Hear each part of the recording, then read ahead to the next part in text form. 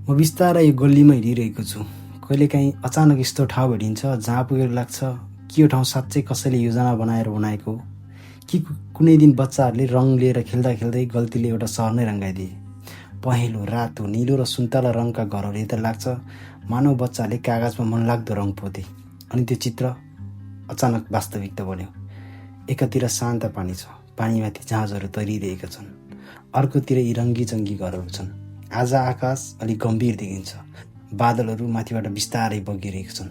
तर तल यहाँ सबै मानिसहरू आफ्नै संसारमा छन्। कोही हतारमा हिँडिरहेको छ, मानव समयले उसले पछ्याइरहेको छ। कोही भने बिस्तारै हिँडिरहेको छ, मानव उसले कतै पुग्नु छैन। कसैले फोटो खिचिरहेको छ, कसैले पानीतिर हेरिरहेको छ। हामी सबै एउटै गल्लीमा छौँ, तर सायद सबैको मन फरक फरक ठाउँमा छ। कसैले भोलिको चिन्ता होला, कसैले पुरानो सम्झनाले सताइरहेको होला, र म केवल हिँडिरहेको छु। जति अगाडि बढ्छु त्यति नै लाग्छ म कुनै सहर होइन, कुनै उपन्यासको कथाभित्र हिँडिरहेको छु। र अहिले यहाँ हिँड्दै गर्दा मलाई कतै पुग्ने हतार छैन, किनकि केही ठाउँहरूमा बस समय रोकिए जस्तो लाग्छ अनि हिँडिरहेको